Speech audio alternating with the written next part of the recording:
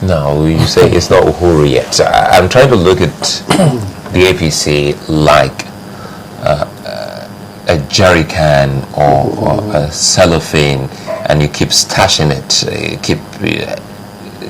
Is it likely that it will explode, implode? Because from some of the headlines we saw yesterday, some are already saying that as we go towards elections, because of the caliber of persons coming into the APC, they just might not get into that El Dorado that they all are working towards. You know, those 5 governors, I think 3 of them see themselves as presidents in waiting. Presidents in waiting? In waiting. It's either you do what I say, or there will be no situation left. Meaning, are we likely to see some of them? Are we likely to see some of them go back to the PDP? No, I think they are working themselves into a cul-de-sac. How? Okay, I will give you some examples. The governor of Sokoto State was wooed by the leadership of APC into joining APC. Before him, Wamako had been there holding the flag with all the executive members of Sokoto State. The Tinubu-led APC ignored all the existing situation on the ground. Went to the government house in Sokoto, visited them and went back. The same situation repeated itself in Kano. We have Shekarau. And then, of course, Kwankwaso. Who will give way to the other? In Adamawa State, you have the governor there who was actually imposed on them by Obasanjo. Remember, he was never really a party leader because he had a problem choosing a leader. Obasanjo brought his friend and imposed him. And the fight has been leading to the exit of many of the key leaders of PDP into what is now APC. Now the governor is following them into APC. And they're saying no. So you notice that each one of them had that image of Superman. Lamido, very smart man, he quickly moved away. He said, I cannot be a joiner after forming a party. Was that really why he moved away? He had to move away because there was nothing for him. If it is senatorial seat, he will get it. Because some say, well, look, he had his, like a trap somewhere. Some issues that he had to sort himself out. Well, you know, one of them, Obasanjo's men, remember.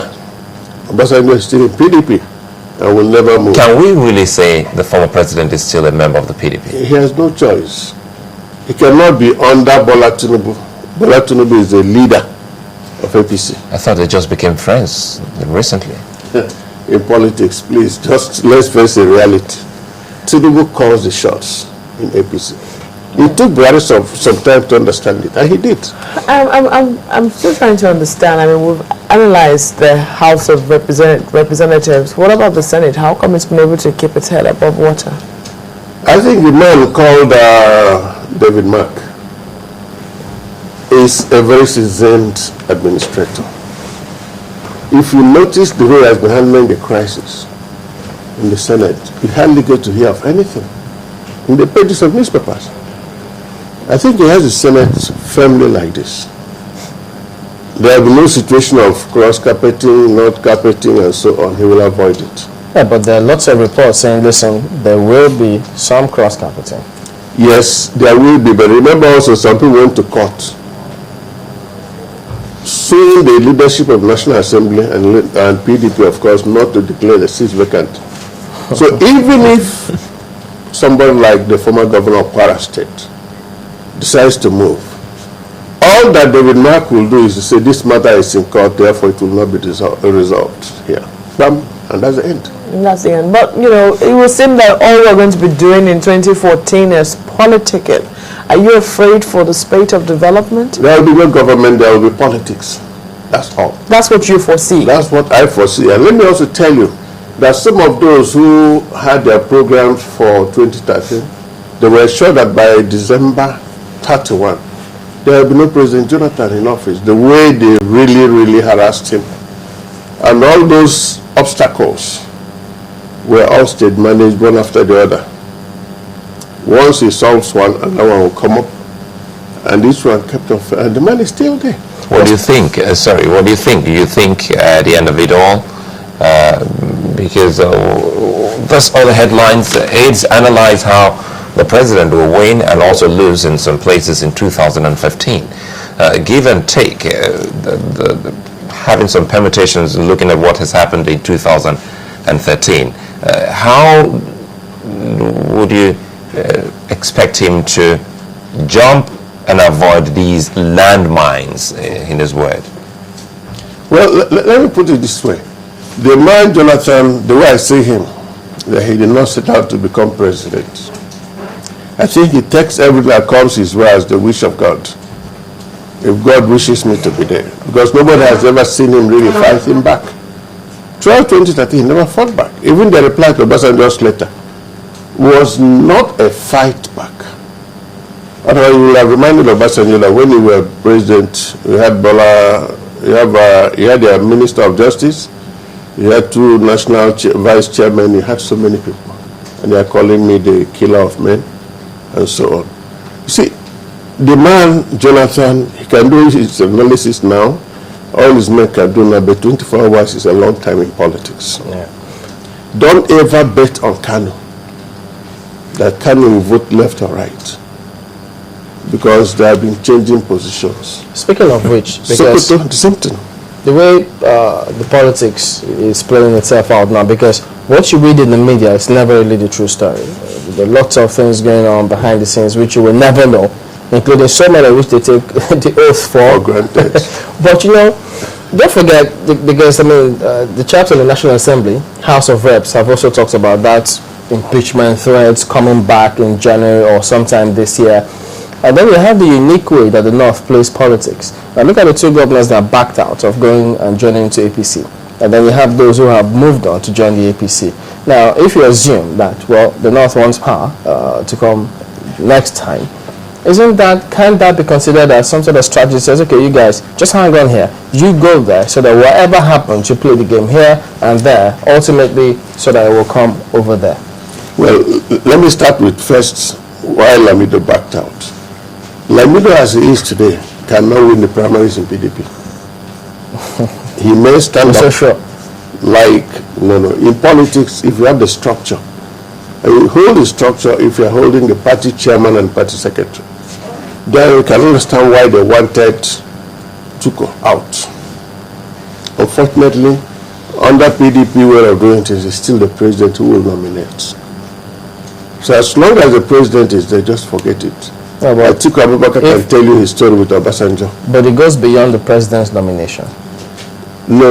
The way they do it in PDP, the president hires and fires. Obasanjo, how many did he fire? If the president... Gamade, okay. and among others. Wow. Okay. Remember. We're out of time on this one. Unfortunately, we can't go any further. But not to worry. It's early days yet, and there are so many matters that will play on. You say you see politicking, not even governance. Not governance. There you go. But we have to thank you for coming on. Goody Uwazurike is a lawyer and the president of Akai Kenga. We'll return in just a moment here. Don't go away. If you want to know what's trending or you miss your favorite live shows, you can watch it all on our YouTube channel. Simply log on to www.youtube.com/channelsweb. Scroll down to your favorite program and click play. You can also view all uploaded videos by clicking on View All. Don't forget to subscribe and get the latest videos. If they are interesting, like them and be heard. Get connected with the channel's television YouTube page. The news at your fingertips.